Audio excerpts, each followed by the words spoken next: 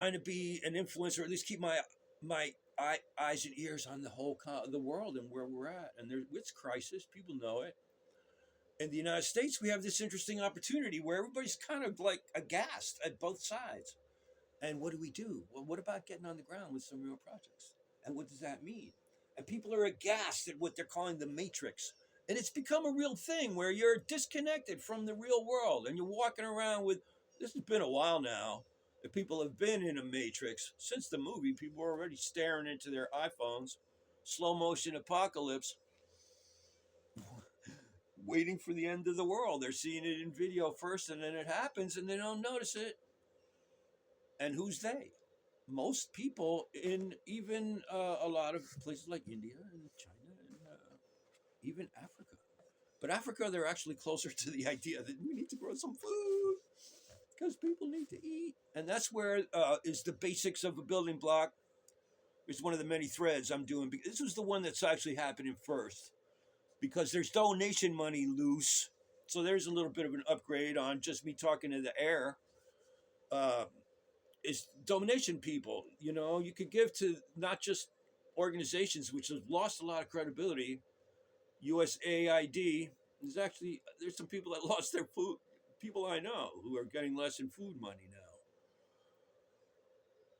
The people that we're trying to help with the orphans, and the orphans themselves are getting food directly from donation organizations, and organizations are not as easily trusted anymore. So there's a lot of individuals, and some of them I'm helping.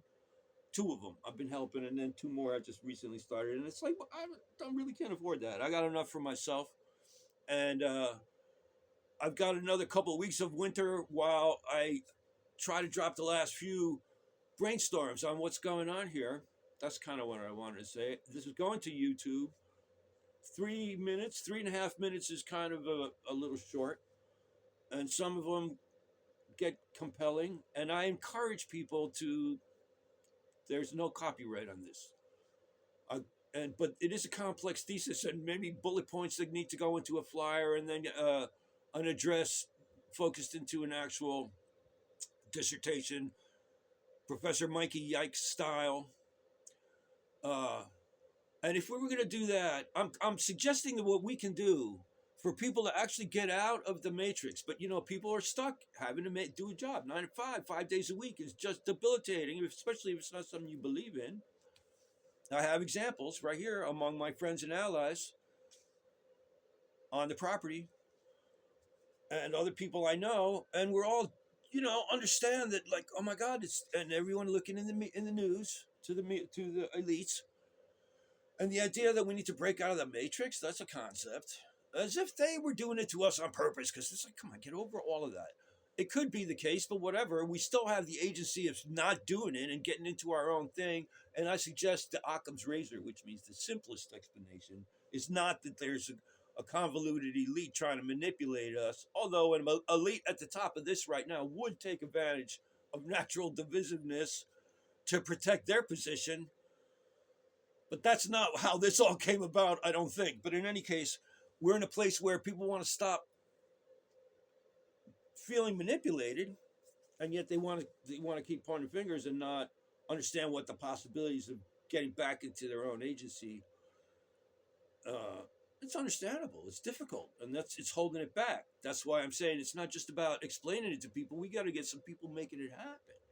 That's the Intrepid Citizens Council has to involve. Try to get venture capitalists. I think there's billionaires on the loose, intrepid billionaire loose types. I've met them, and but where are they now? Mike, you're making, it's too utopian. Well, no, we need to break out of the box and yet also keep it grounded. And the things I keep talking about, the meta narrative, keeps me away from being too as practical as I want to be. But you want to have the inspiration from the Jehovahite side that we can make this happen. Let's have the majesty and confidence that this can work if we step up and understand what we're trying to do. And it's not us versus them. See, each side has fallacies. The Jehovahite side has the fallacy of everyone else is evil. That's not what he says.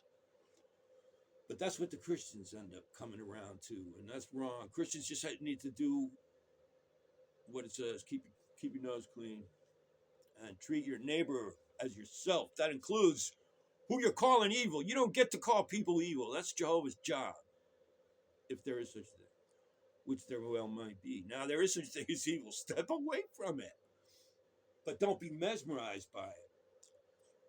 That's the whole E-files.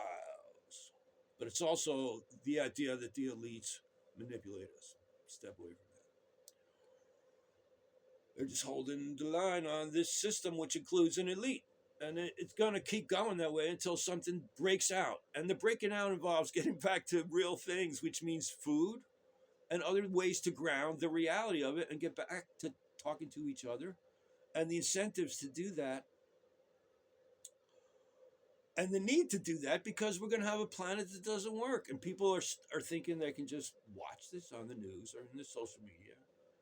But that's where you get your clues to what to do next. So right now, we're not meeting yet, but that's what needs to happen. We got a small town below a big city, and that's the situation everywhere.